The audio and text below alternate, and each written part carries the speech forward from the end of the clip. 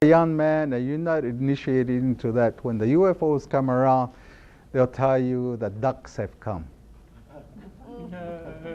Where the hell? Well, the ducks have come? See, you're not supposed to know this privileged, ritual information. So when you're a young boy, you're not initiated into the Kachina society, they'll tell you the ducks have come. Well, in the old days, guess what the ducks were? UFOs. During rituals, they used to come in the west side of the village. To this day, Wednesday morning, 2 o'clock, I was on my way on top of that mountain. Some of you've been to my house in Zuni. Remember that mountain?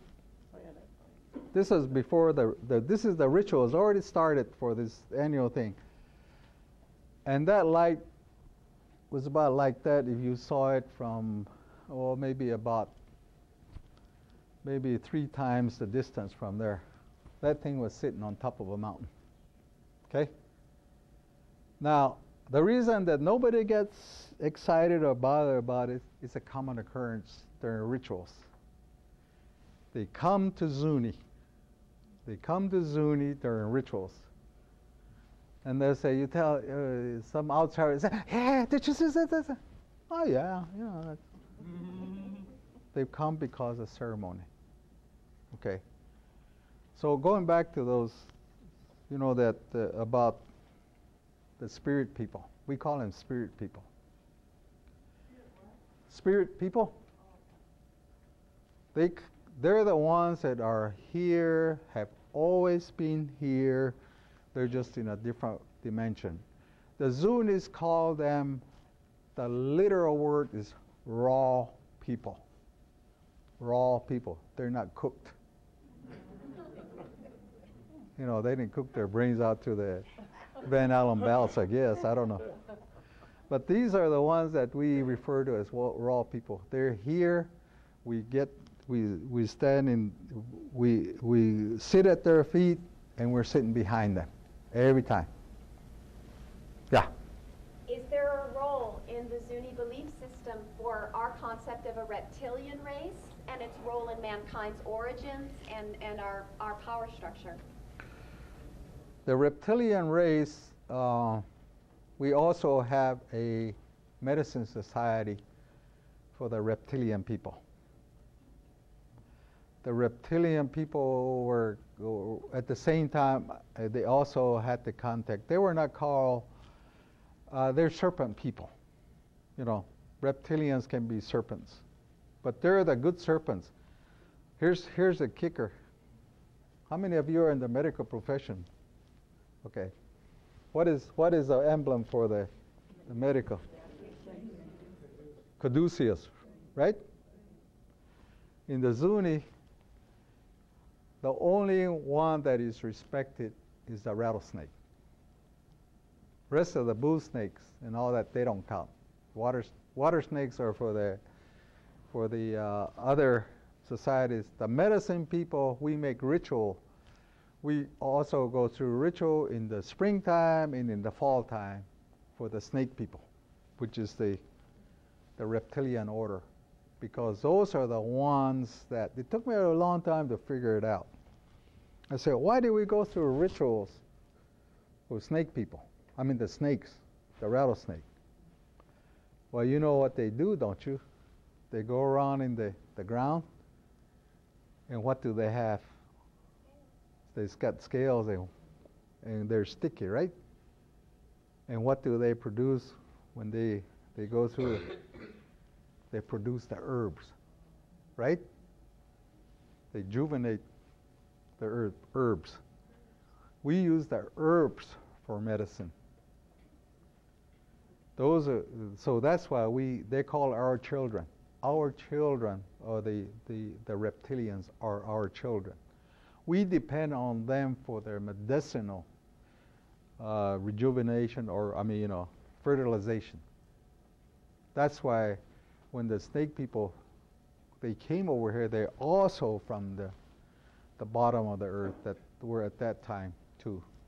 Now, the greatest snake or it's really not a snake, but it's a deity, is the, what is it, the Quetzalcoatl? Okay. In the Chinese world, it's a dragon. In the Southwest, it's the Plume Serpent. You're talking about Nambe. Somebody was talking about Nambe. Have you been to the Nambe Falls? Yes. Okay. Did you see the Plume Serpent? You go to the Nambe Falls when the mist is up. The mist hits the rock over there. There's a full picture or whatever it is of the Plume Serpent. The Zuni Plume Serpent is a deity for the Kachina society. Okay? That's how we get initiated. We drink the sacred water from the Plume Serpent to become Kachina practitioners. Very complex. And right now, according to several different books, it was sighted in 1954 in the Columbia River. How many of you seen that film of that Plume Serpent on the Columbia River going like this? Like Nessie, like Nessie, okay? I saw that, sometime way back, long time ago. It was in the Columbia River, and the Indians knew about that up there. The Indians knew about that when he came down there, okay? It's down in South America right now. I think it's somewhere in Lake Titicaca, maybe. And it's sitting there. It's waiting. It was in the Pacific for a while, and it's now in there. Waiting for the next one. Next thing to happen. When we used to go through rituals on that for initiation, and the Plume Serpent, its noise is made by a conch shell. Now, how did the Southwest Desert Indians know about the oceans? And that's really interesting, though. So it's been an educational process. But the Kachina society, let me tell you the way it started. During the time of when the Zunis finally settled down, they went through the evolutionary process, they fixed their anatomy in the right places, and they set them all around the different villages. And it became like, this is too damn boring. What are we going to do for happiness, excitement? What are we going to do? So the priesthood, they already set up the priesthood. They went through a ritual, and that's when they say, well, we got to go down there to the Zuni people and the Pueblo peoples to give them entertainment. So the star people, okay, there's several different paintings that I brought here. Again, going back to your Kachina dolls. Those were actual beings that used to come from different parts of the universe, from different galaxies. They used to bring entertainment into the pueblos so they can dance for them. Then they go through songs and rituals. They brought wealth, food, and good tidings and happiness. And they were pure energy and pure love. Can you imagine that, having somebody like that? What happened was that because they were pure energy and pure love, people got mesmerized. Now, this is the teachings of what the grandfathers told me. They were so mesmerized and so in love with the songs and their appearance and their dress that they just fell in love with them. And what they did was they say abduction, but because they fell in love with them, and they would go with them. By that, they meant that, I don't know, I've never been in love that much, but I think that a lot of when you're so mesmerized with somebody, so you're in love, you can do anything, you just. So that's what happened. They used to go with them. So the priesthood got together and said, "We're losing our population. we're losing our women, man. These guys are taking our women. What the hell are we gonna do, So what happened was that they had a summit, I guess, in those days. They said, "We're losing too many of our people here. We're losing our women. They go out with those guys from Pleiades or those guys from the Milky Way galaxy. We want no more of that crap." They said, "We've got to do something here." So they came up with a Kachina to represent. So they had a, according to the history again, they had a meeting with the star beings and the priesthood of the people that were already here. Then they had a summit, they had a meeting, they said, "We got to figure out how we're going to do these things. You're taking too much of our people." They said, "Okay, we'll come, but you take the form of us to do the rituals. We'll still come in, but you do the things that we used to do."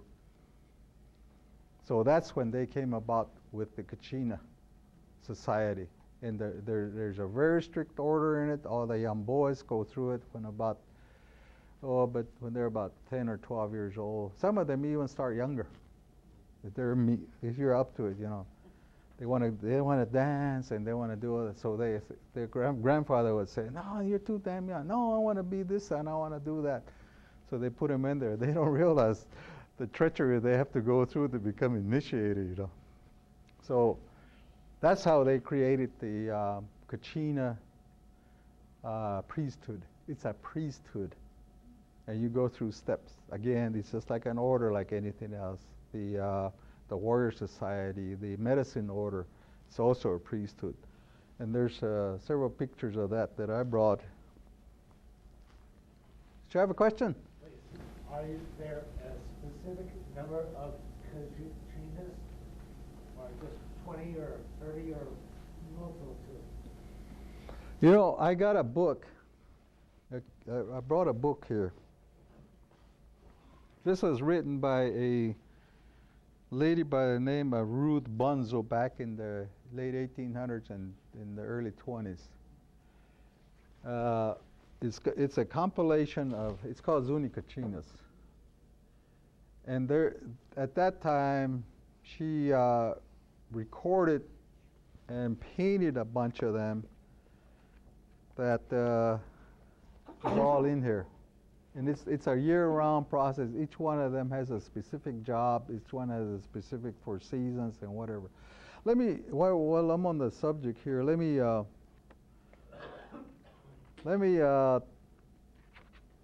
refer to one Kachina. I don't know if you can see it from this distance here, but the Kachinas are made out of mass, different types, okay? Here's one here that is called Gathawani. Gathawani is like a comet, okay? Let me just read an excerpt of it from the informant that told this Ruth Bunzo. She was an ethnologist, and I have to take my glasses off to read. He said that, see, this is one of the Kachinas that used when we have dance groups. They come in there. Each one of us impersonate a certain Kachina. It can be a trickster Kachina. It can be a mean Kachina. A Bigfoot Kachina. Okay. And here's the way they describe it. Gathawani, which is a comet or a being from outer space. In the Zuni language, Gathawani, it's an ancient language. He said that the way it's described is this. It's a wooden headdress pointed with dragonflies. Downy feathers on corners, very long hair with downy feathers. That's why we wear our hair long when we become Kachin. It's a mask painted turquoise with bear paws. Bear paws meaning that it's it can be fierce too if you want it to be. Ball eyes, which a lot of your Kachinas have big eyes. You've probably seen them on your Kachina dolls. They got big eyes, and the reason for that is I'll explain later. And a wooden snout. They gotta have apparatus for breathing when they come to this atmosphere. Okay. And spruce collar. That's in lieu of what they used to carry, maybe in the old days when they used to come. You look at any of these artifacts throughout the world, they're dressed like that, but in lieu of those, they make it as close as they can and what they look like. It says red body paint, yellow legs and forearms. That's to give the spirituality, to make yourself strong. And 2 bandoliers of yucca. Remember in the old Star Trek series, what's that guy's name? That Worf or whatever his name is. Remember he carries his bandolier this way, and then when he goes to war, which way does he put it on? The other way, on the right-hand side, right? That is directly from the American Indian, okay? And it says here, embroidered kilt, which are usually like the designs that I got on my hair, and right hand deer scapula. That's the one to make noise. Deer scapulas. Left hand bow and arrow and spruce. You always carry. This is your strength arm. Anytime that a dancer or whatever, this is always a strength arm. When we give each other cornmeal, we give it to the left hand. And let's see, armbands. Armbands is insignia. Okay, he lives in Springs. Now this is a white woman writing of what the Indian told her, okay? A lot of time your Indian people are tricksters. He said his hair is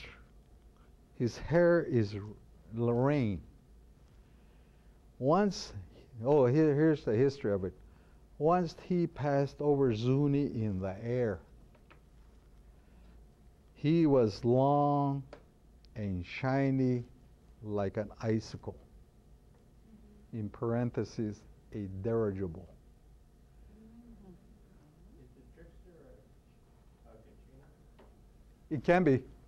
There's many. There's a trickster order. There's many tricksters. One of the easiest ones are these ones to identify, both in Hopi and Zuni, is called the mudheads. You probably heard the mudheads. These mudheads are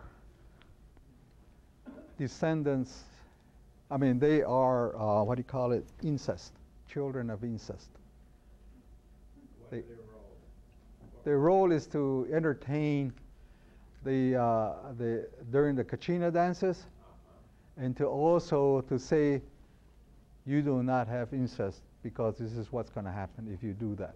So we got them. It's just like a petroglyph. You do not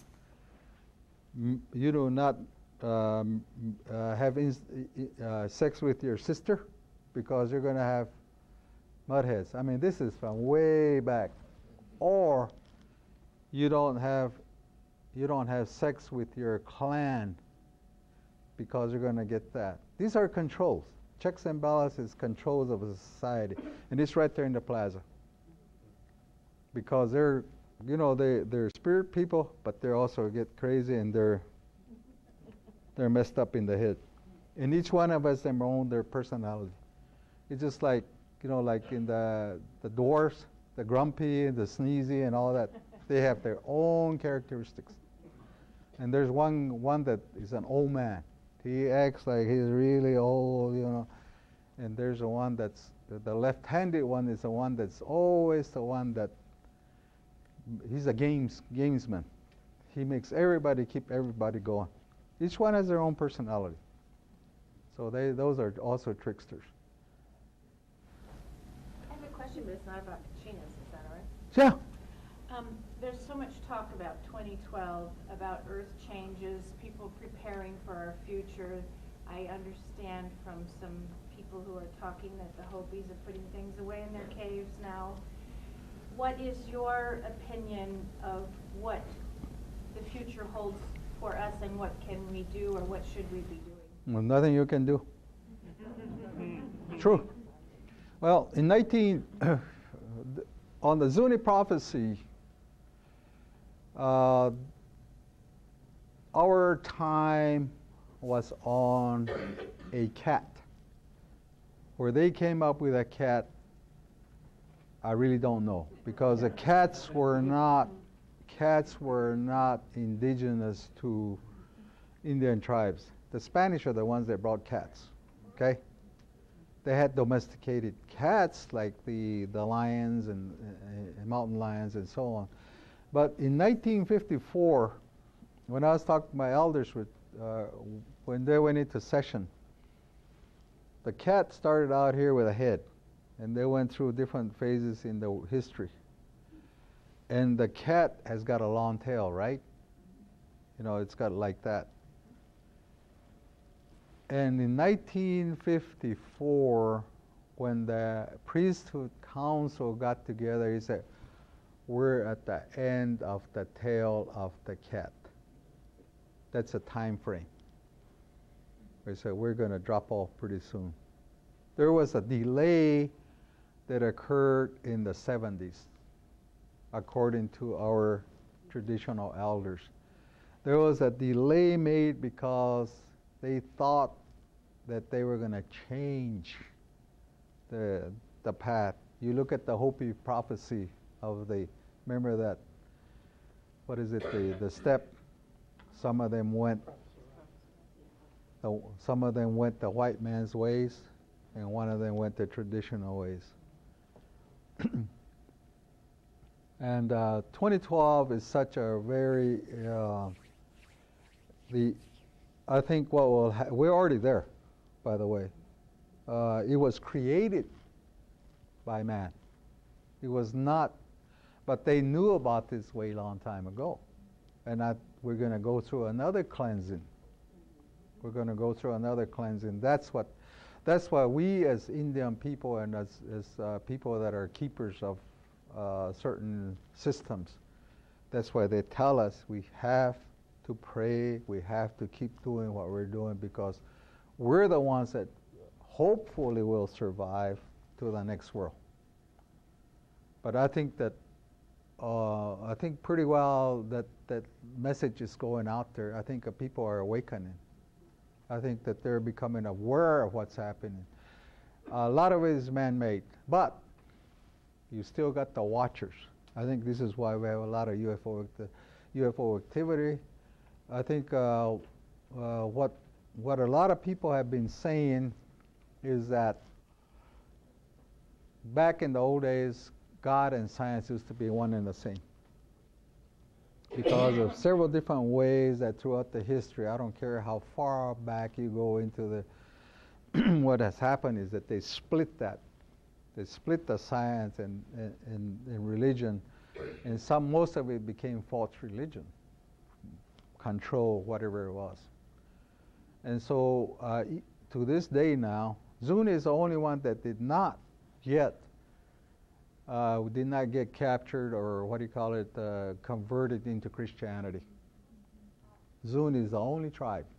You look at the other pueblos, they combine the Catholic Church and their religious system as one. I say, there's conflict over here because it's separate.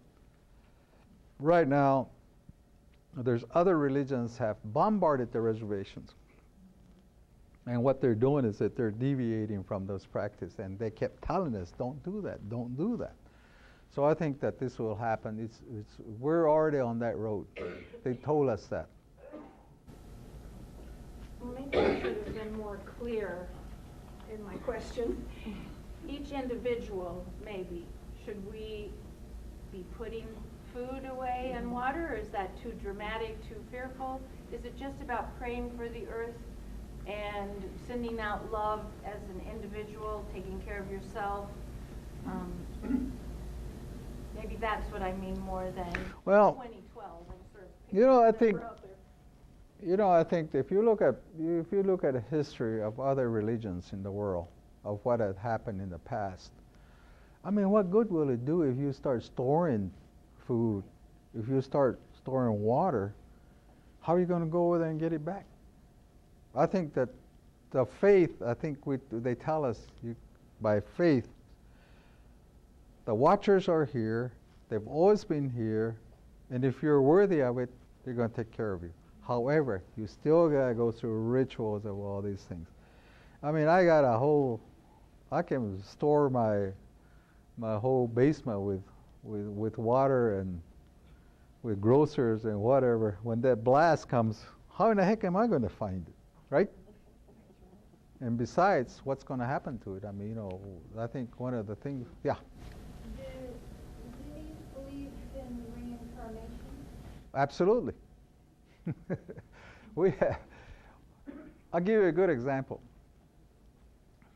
My brother had a grandkid that I used to work for Shell Oil Company, and they were driving down. He was a little kid, maybe about 3 or 4 years old, just talking, and then he woke up coming in from Albuquerque, and he said, "Grandfather, Cliff used to work there." They looked at him, They said, "Well, how do you know?" They said, "Because he was working there when I was here." You can talk to kids in Zuni, and they can tell you, "Yeah, I know you." They look at you like, "Yeah, I know you." So reincarnation, sometimes they come back into the same tribe, but they're a different order. And that really is a very fascinating thing. It's really fascinating. Yeah. In the overall Zuni tradition, were the Atlanteans the Pleiadians race? Or who were the Atlanteans?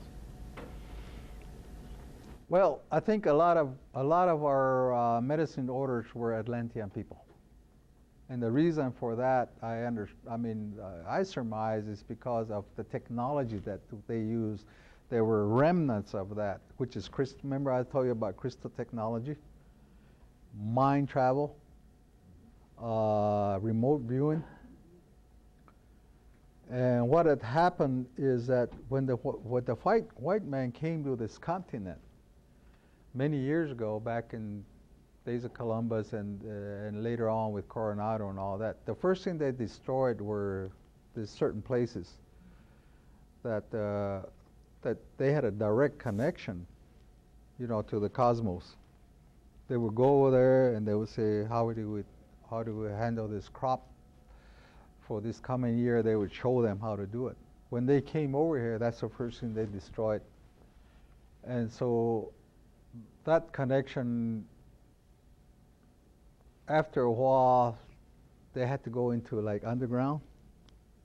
They had to cloak themselves to come in because they were destroying it right in front of them.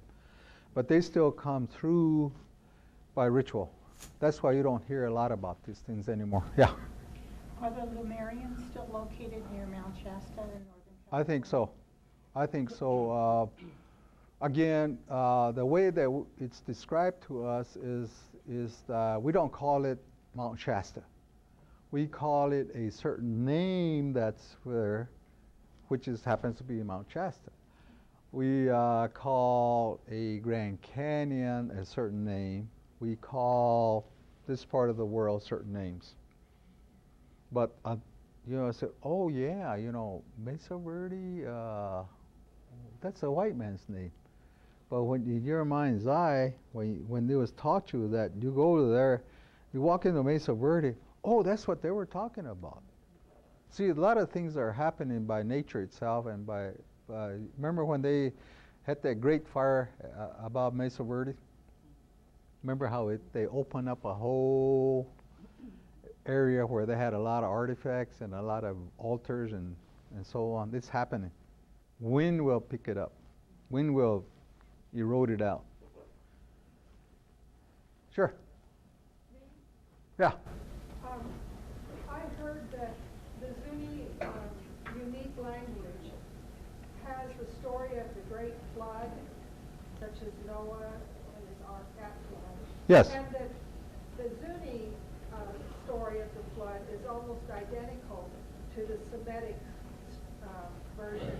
In other words, the Hebrew, the Jewish version, and has the same words. Not all of them the same words, but quite a few of the same words sounding the same way when they're said. And would you comment on that? Yes, the Zuni Flood is very, that's one of the first stories that are taught you. If you go to, right now to President Zuni, that whole thing used to be underwater. We used to pick up shells, fossilized shells all around the desert, especially up on top of the mountains. There's a place called Corn Mountain, okay? Toa Island is, it means, this is a misnomer again. Toa means, huh? A little bit louder. Yeah, it's called Toa Island, which means Toa is corn, or Toa means old. So they had a misinterpretation. In the flood story, now this is where the Plume Serpent came about. The Plume Serpent is the one that appeared during the Great Flood, okay? And the way that they receded was that the priesthood, went up to this mountain, and as the story, the mythology goes, the priesthood had to make a sacrifice. And the priest is the one that had to take the initiative and to do this because that was his job. The priest of the tribe sacrificed his son and his daughter. And he actually gave them to the gods, the water gods, so they can recede. And the story is that to this day there's two spears of sandstone that stick out on the side of the mountain.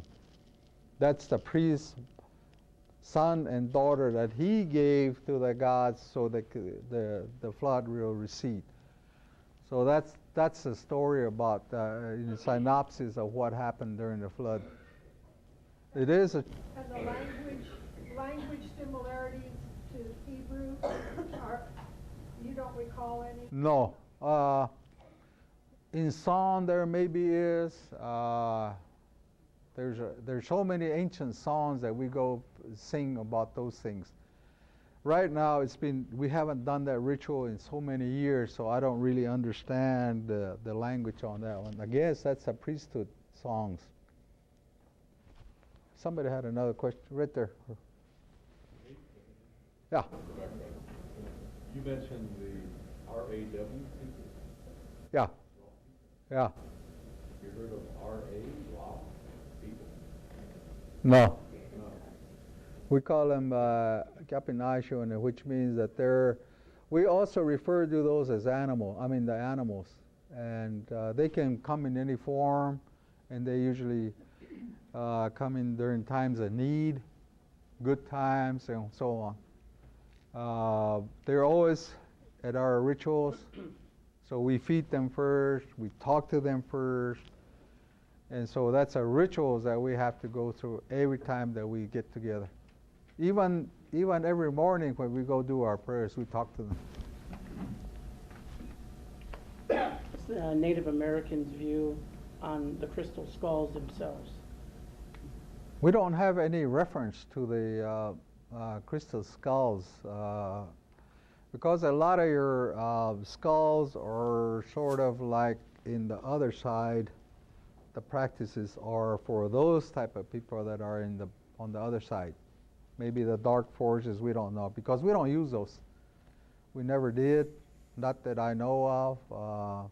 The only ones that they use are the good ones, the round ones. And Thank you. I realize that this is an oral tradition. Are you recording, like we're recording it here? Are you recording any of your elders for posterity, for your children? we tried back in the 60s, But again, it's one of those situations where they don't want to pass on this information. It's like you're trading on their information. The reason is that when they first came over here, they wrote a lot of books on it, and they gave me the conflict among the tribe. I'm ostracized right now because they saw me in Ancient Aliens. And I'm ostracized by the tribe right now because that information transfer, and I want to teach about that. But so it's a very closed system. When you work in a closed system like that, it's based upon jealousy, greed, and but if I was a white anthropologist and I had money to give them, oh well, then they'll open up.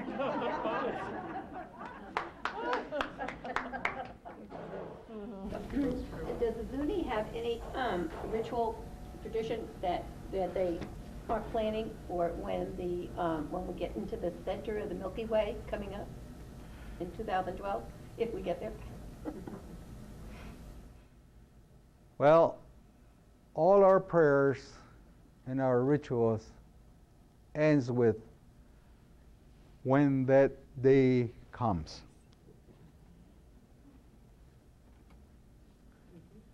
And the interpretation, then they go into this one. We do not know what the future will hold. However, because we had maintained our practices of ritual, we are going to let the gods, the watchers, the creators, our keepers of our ways, they are going to take care of us at that time. End of story. That's the way that we go through ritual. Yesterday when I was during the prayer, that's the way we ended up. Just from now on, we just do the best way we know how, love each other, so on. This, the same prayers that the preachers talk about in the other organized religions. But we do practice it. I'm interested in understanding more about the culture of secrecy regarding some of this knowledge. And this may not be a good parallel, but when I was listening to you talk about the Kachina priesthood, having this knowledge and holding it very close, it sounds like a very select group in a higher level of a social stratification. And it almost reminded me, even with the rituals you were talking about, with drinking the serpent's water, there's a parallel I can draw between that and secret societies in the white man's culture. Many investigators now are talking about these secret societies that may have gone all throughout history with a clear understanding of mankind's connection to extraterrestrial races, mankind's origin, and that these people have held the knowledge very close. And there's a culture of ostracizing those who, being brave like you, go out and teach others this wisdom. Is that a fair parallel, and can you explain that to me? It comes down to a power. When you have that knowledge, knowledge is power. And as human beings, they fall into the trap. There's two things that happen in that situation. First of all is that somebody that holds that knowledge, somebody that knows the rituals to carry on the good of the life of the people and the earth, when that person dies, okay? That's one way of looking at it.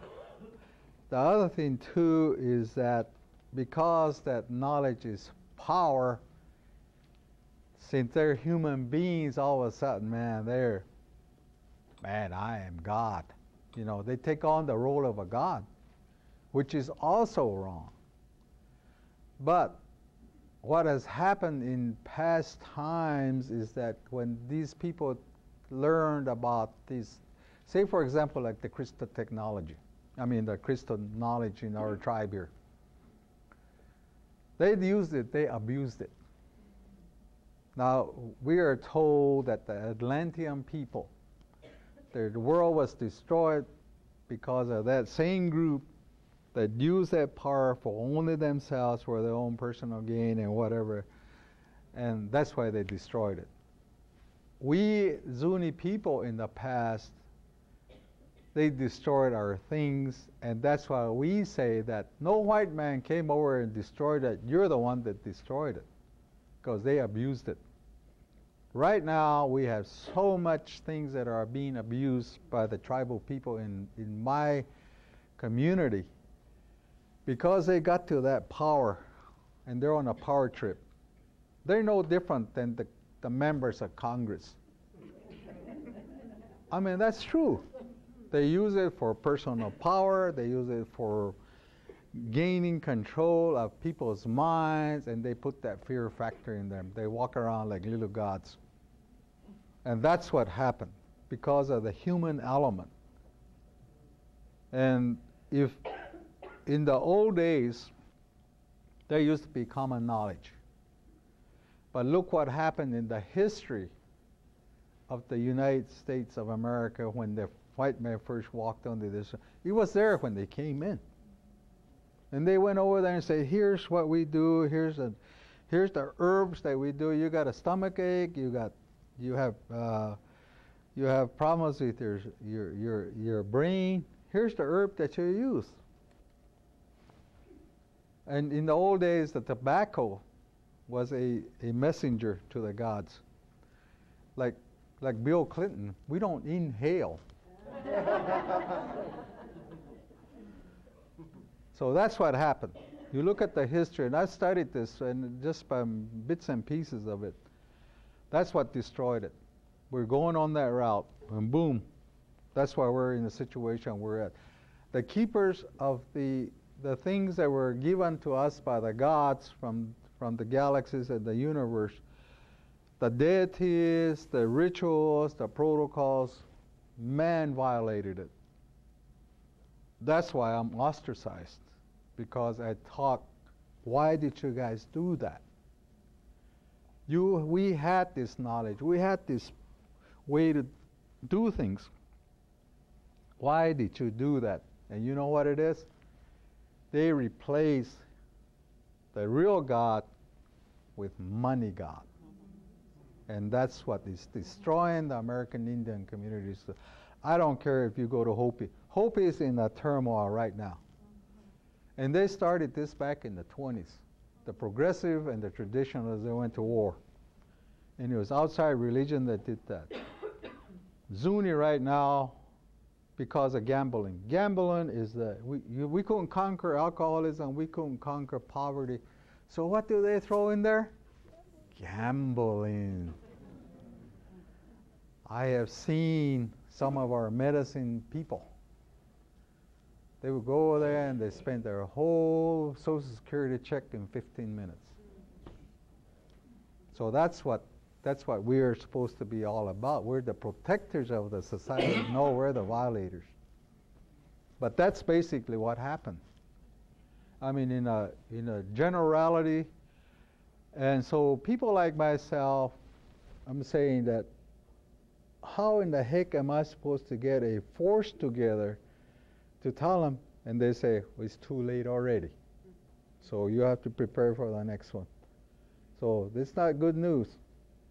And the other part of it is what the people that are in power of different nations today, especially the monetary system, they're going to destroy it pretty soon. It's going to happen less than 2 years, man. It's going to be boom, wiped out. I talked to a medicine man about 5, maybe a little longer than that. He said, we're already in starvation.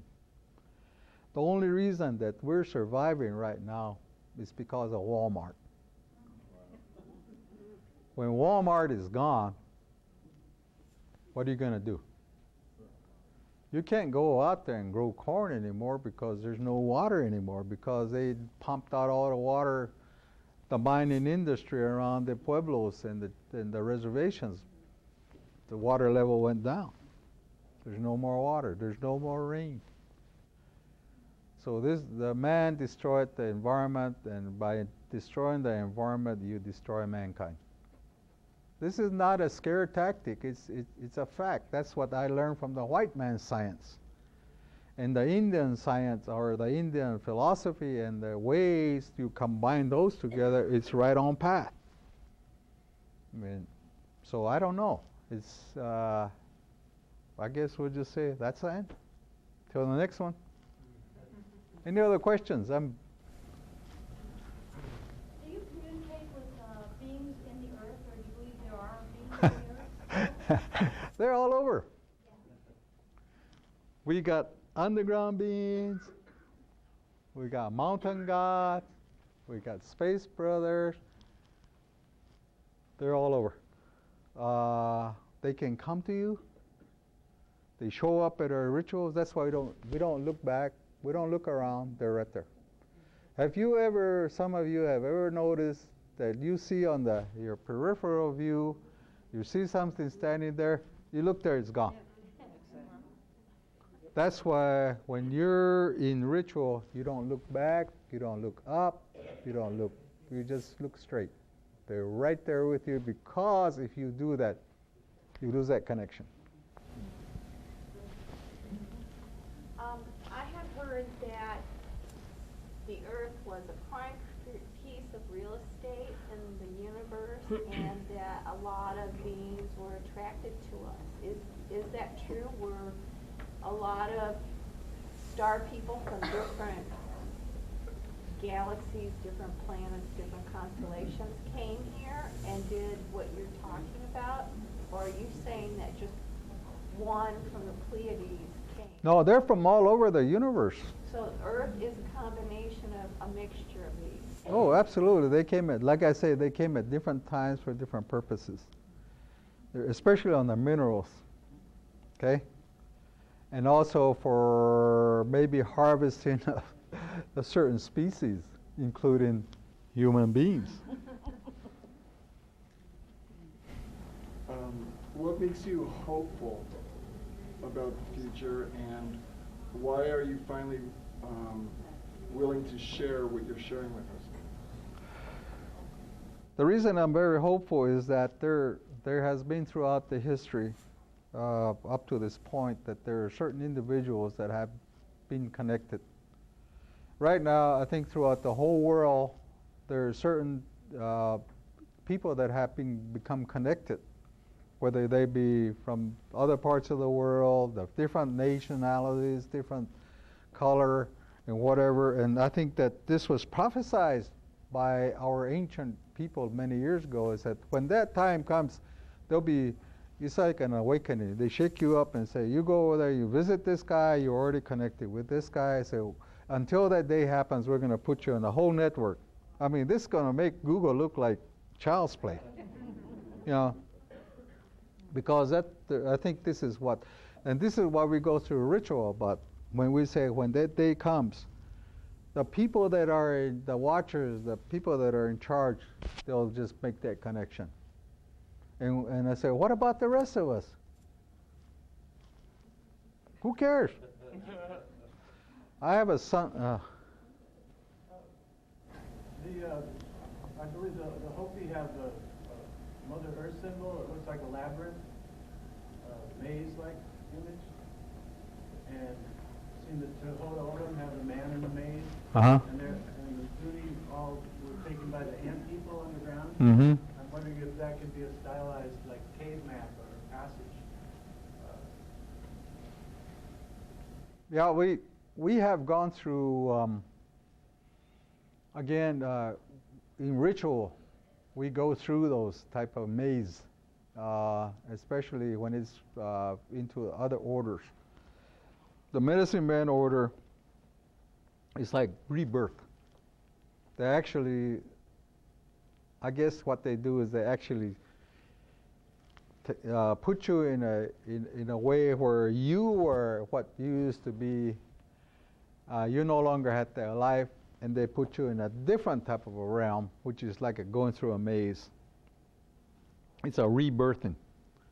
It's a rebirthing type activity. It's very hard to explain. I was wondering if they could be maps to the like underground passages when they were in the world underneath.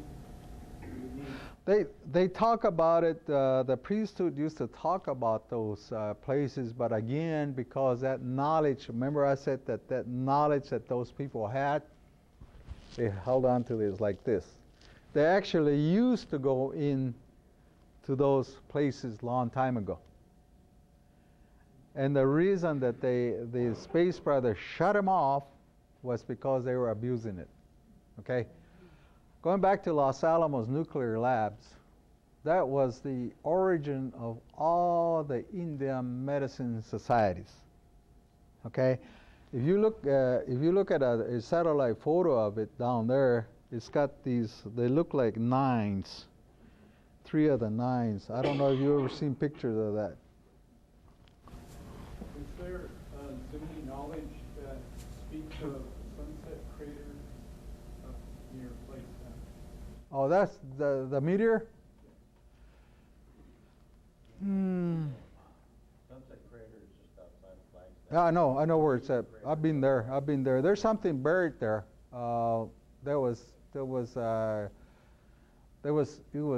Something was buried a long time ago there, and I think that's going to be exposed pretty soon. According to what I didn't know about that until except by chant and by song. I said, where is this place anyway? Oh, well, that's Meteor Crater near Flagstaff. There's also a story about the secrets that are buried in the pyramids from the ancients, whether they were. This would mean that further secrets or something really important is about to be revealed. The what? I'm thinking about the secret stuff. That there's also myth that the secrets of probably the same star people are buried under the pyramid in Egypt. Oh. So I'm wondering, is this something that is part of what's going on? Seems to me to be a lot of revealing of all kinds of things to make our minds expand and our hearts open and all that. Is this part of a tradition, that this is part of the time of transition? You know, among the other tribes, especially around the Albuquerque tribes, the head priest, or what they call the head of the warrior society, which is the priesthood, Bow priesthood they call it. Every time that they have not an election but appointments of officers, the head priest carries a bundle. It's about like, I've never seen it, but they describe it to me. It's about like that, about yay thick, and it has never been opened. But they carry it into their kivas and their rituals, and the head priest sits on it. And I asked a question, they say, when are they going to open it? When the time comes. Can you imagine what's in there? There's other things too that are related to that type of activity among other tribes. So that is true. There's certain things that are held until that day comes. So it might be a formula, it might be a map, it might be an instruction or whatever. But how do you read that stuff? Oh, well, they'll tell you. What do they advise the younger elders to do in regard to patience while they're waiting for these things to happen and waiting for these like the time to open the box or the time to go forth? Patience seems like to be a difficult issue for some of us. We want to find out now, and we want everything right away. And what's the Zuni wisdom on that? Well, before you become that order, they go through a lot of testing, just like the secrecy. The secrecy, because they will know if they can trust you. And they test you so many times until they get full confidence then they'll give it to you. They just don't. Well, I belong to this certain clan system. You got to give them. No. You go through those rituals and their testing. That's when they give you that. I mean, it's just like, you got to have 16 PhDs in order to open this book. That's about the basic, because they test you. They test you and test you and test you until they're very comfortable with it. Then they put you in a sort of like a trance type thing. They got their ways of doing it. I don't know because I've never gone through that. I'm not high order. But they can do those things. It's sort of like the mind control guys in the Black Ops guys. So I think that's basically what is happening. You talked about how the Star people gave you certain protocols and rituals and things like that you need to do. Yeah. And that they take care of the Zuni people.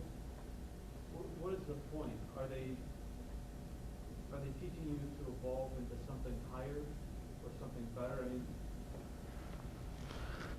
First of all, what the protocols were given to take care of what was created at that time, okay?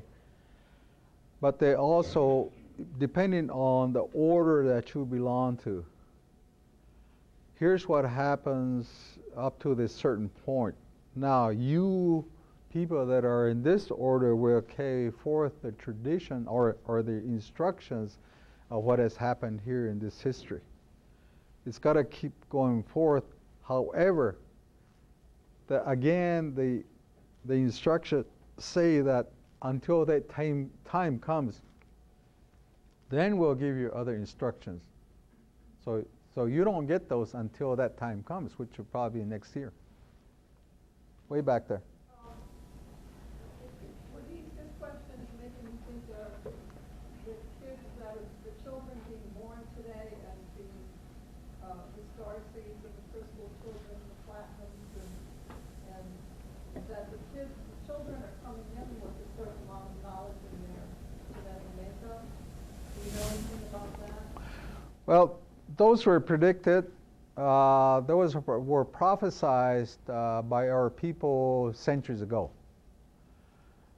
He said that those people that will come in there, they're in a different dimension. I mean, they're in a higher order, and those are the ones that will come in, and they'll be no more than what we had already known, and they're the ones that will take care of it. Even to this day in Zuni, there's about a bunch of little kids. They're the ones that they can talk to cats.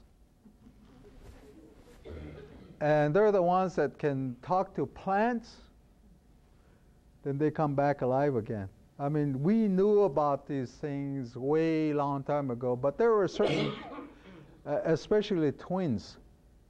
Twins are the ones that are the most treasured people of the Zuni community since time began. They're the healers. The twins are the healers, and they can tell you they're prophets. You can go over there. I'll give you a good example. One time we got stuck out there during a woodcutting during the winter time. My sister was very concerned because we didn't know where we were at. So they went over there and woke up one of my cousins, which is a twin. And they went to ask her, he said, we don't know where they're at. Can you tell us if they're okay? So she got up, went into a trance. He said, they got a fire going, and right now they're eating, but they're not hurting. A couple of them will be coming for help pretty soon. Went back to sleep. But now we got higher order kids, the young guys that are coming in, that are more connected to the future. But for some reason they're held back. They can look straight you in the eye, and they don't like you, they'll walk away. And that is very disturbing to a lot of people, especially those people that are of two hearts. We call them two hearts because they're not They're not upright people. We could, in the Pueblo tradition, they call them the witchcraft people, the black arts people. So they can walk up to them and they'll walk away from them because they're no good. Or if they mean harm to a lot of people and they already know that these people are not good, but they don't know how to. So it's very strange. But yes, they are coming back. I think those are the ones that will be carrying all my. Oh, excuse. A simple question, a little bit different. Sure. I was curious about your connection with Lakota and the northern tribe. Is there a connection there? They're all connected. The only thing that's different is their location. Their origin is different. You take the Mohawks, for example. The origin of the Mohawks are from somewhere out in the Atlantic Ocean. And they say it's not Atlantis, it's farther north. And so, but the prophecies, remember the white calf, the buffalo white calf, remember, they talked about that for years and people laughed. It's just, look how many is that? They got 4 more to go. What is it, 12 so far? When the 16th come, boom, the end. Huh? What is this prophet? The white buffalo woman, according to the Sioux tradition, was that when she left, he said, I will come back as a white buffalo before the end of the world. And then there were certain things, I'm not very sure, but that's basically what it is. That when he said, when I return, I will come as a white buffalo. And there will be 16 of us. And when the last one is born, and when it comes on this planet, that's going to be the end. One of them is up in Flagstaff right now, isn't it? Flagstaff? They got them all different parts of the country, and that was quite an awakening of the Sioux people, and not only the Sioux but other Plains Indian tribes. How many other elders are there like you that bring wisdom like our lives? There's many of us. I'm the youngest one. Mountains, okay. The ones that were in Zuni, that they carried over to the Continental Divide, which is the Rocky Mountain Range, and they put it away there somewhere. And the way they did it was that they drew a little map on the sandstone at that time for a reference point. Again, going back to my petroglyph, it was not like a map, like you go this 10 miles and whatever. It's all in different language. I mean, after they stored that, well, during the time of the Spanish, well, what happened was that they went up on top of the mountain. Remember during the Spanish Revolt, 1680 or whenever it was? After that, they came back, but now the Spanish were in power. So they never went back. But the original story of the cities of gold was not there. That's a myth. And the reason is that, what's his name? Estebanito, what's his name? The Moor, the Black Moor. Esteban. So I had a when I was working in environmental justice, I had a Department of Justice guy. He was a black guy. He's a good friend of mine. And he said, "Hey, you say you're a direct descendant of Esteban." He said, "Who the hell is Esteban?" I said, "Google it." He said, "Next time you mess around with us down over in Zuni," he said, "we're going to do what we did to him over there."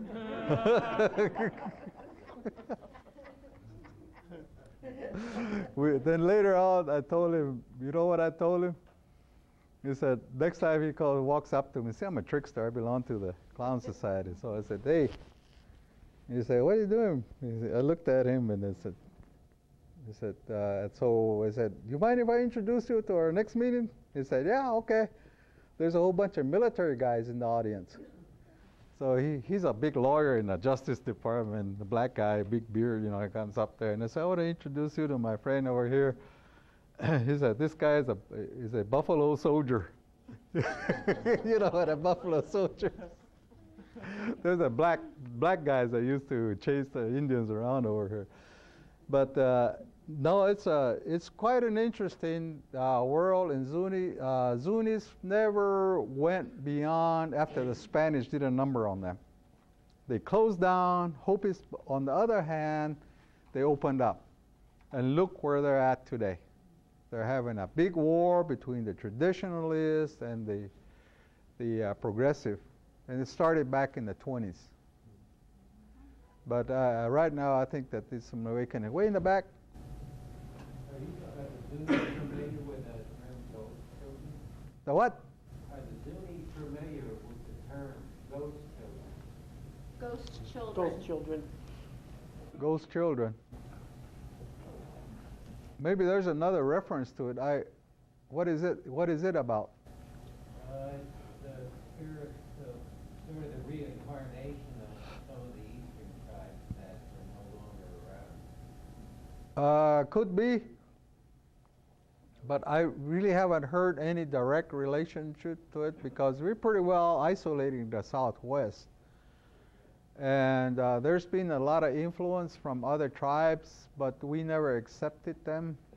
We adopted they improvised. Zuni is one of the most progressive tribes in the Southwest tribes that they improvised a lot of practices and a lot of different technology at that time, especially, yeah.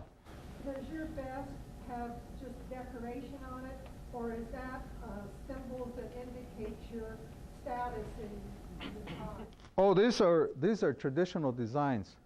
The kilts, if you go to Hopi, some of you have been to Hopi dances. Remember the kilt that they wear? This is the same pattern on the right-hand side. The woven cotton belt with the little balls on the end with the strings, they're all the same. We all use the same pattern, the same design in all the tribes. So these are Pueblo. I think we're going to do one more question, Sure. and then I'm going to let us close.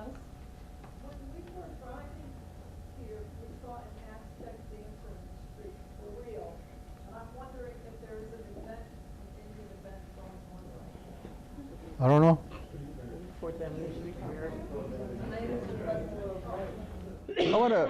I want to say one more word. I have a friend here that's Mr. Tom Morello and his wife Kathy and Rick.